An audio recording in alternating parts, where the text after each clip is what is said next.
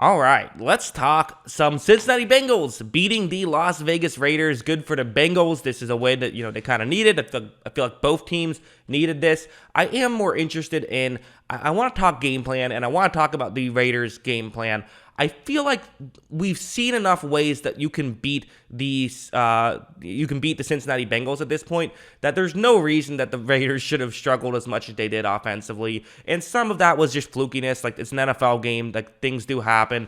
I think that the third downs was a real thing. We'll get into that in the film study. But I still feel like there's things that the Raiders should have done better, especially like the number one thing is take checkdowns over the middle of the field, which they just didn't have schemed up. That wasn't a Derek Carr problem. That was like a coaching problem. They didn't have that. I don't get why you don't do that against a Bengals team that clearly is subjective to getting beat in that way. They should have been a little bit more aware of that kind of stuff, in my opinion. I mean, Cincinnati, they're coming off of really back-to-back bad defensive weeks against the Jets, against the Browns, and then the Raiders. It's kind of similar to the Raiders last week, what they did defensively, where they said, hey, you have a great game plan to stop Mahomes. We don't care. We're doing what we do.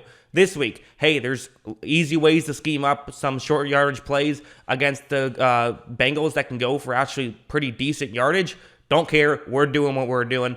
Just don't love it, so I want to make a film study talking about it. All right, so let's start things off with something like this. So what's going to happen here is this is going to be a zone coverage play, and quite frankly, this is the kind of stuff I wish we saw more of out of the Raiders. It's going to be a cover 3 zone.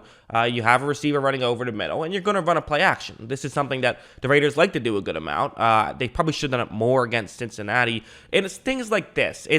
A lot of times what Cincinnati is going to be running against you, so use that to your advantage. It's not that difficult to game plan against the Cincinnati Bengals, right? You think about Mike White and how he was able to tear apart this Bengals defense. A big part of it was through checkdowns. It wasn't through him making impressive throws. It was through guys getting schemed open. And I think it is fair to look at the Raiders coaching staff and say, why weren't you able to scheme guys open too much? On this play, they were. So I'm using an example of a positive, even though I'm talking about some negatives.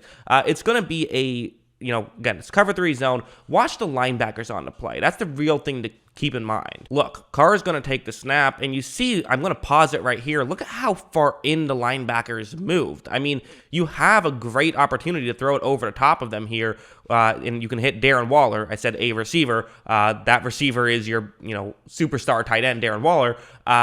This is a good opportunity, and they probably should have done stuff like this more frequently because, quite frankly, Bengals linebackers get fooled pretty easily. Look, Carr throws it over the top. It's a bit of a high throw, but this is the stuff that the Raiders can and should have done consistently against this Bengals team. I mean, they're good at this kind of stuff, so do it more frequently, right? Make sure that you constantly do these kind of things and checkdowns and stuff like that. It could have made things a lot easier. Although also to bring up one like this, an element of maybe why they didn't do this stuff as frequently is they just weren't that great at it. Like, what's going to happen on this play is it's going to be a zone coverage play. And so what you do is, for the Raiders, you only have one eligible receiver who's in the game to the offense's left right here, right? I mean, technically 2. You have the halfback, but you only have one wide receiver on the line, and that tends to be what Cincinnati is going to focus on, is going to be the guys on the line, obviously. So you can take advantage of that, and this is actually a pretty good concept where you have that receiver run over the middle, and you have a halfback run out to the flat.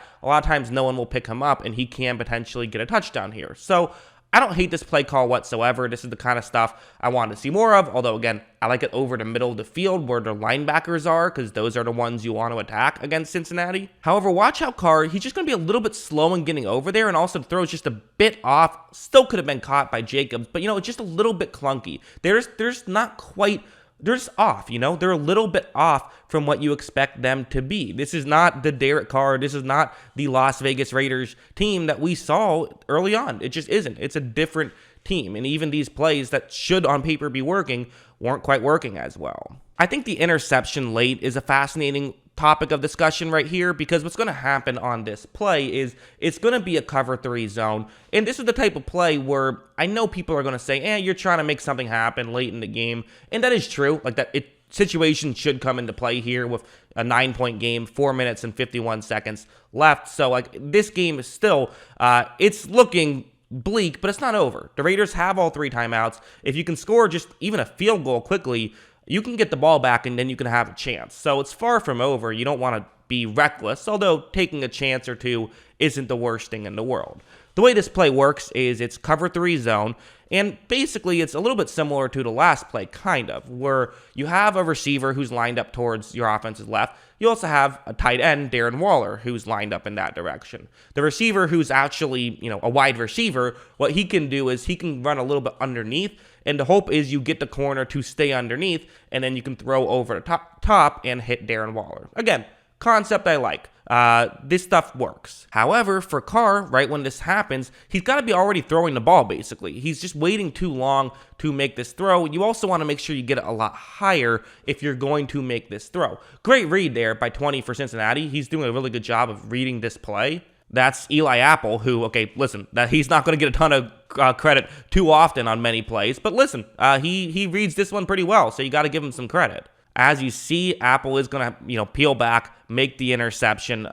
It's a play that shouldn't have happened, though. Carr typically, when he's playing at his best, he does not make that interception. That's just the reality of the situation. Carr, when he's at his best, does not make that interception. And also, now let's go over to this one. I think this is also something we can criticize the Raiders for if we want to, although I do understand the logic behind it. So what you're going to see is this is just a screen pass here on a 3rd down and 4. One thing worth noting is I do feel like the Raiders got a bit unlucky in this one, just in terms of sometimes you convert to 3rd down, sometimes you don't, and as long as they're all 3rd and shorts, which there were a good amount of 3rd and shorts they didn't convert, there's an element of luck to that, right? There's an element of randomness and flukiness to it. Sometimes you get the 5 yards on a 1st down, sometimes you get the 0 yards on a 3rd down and 4, even when the defenses were the same on both plays. There is an element of luck to that. The Raiders went 1 for 7 on 3rd downs in this game.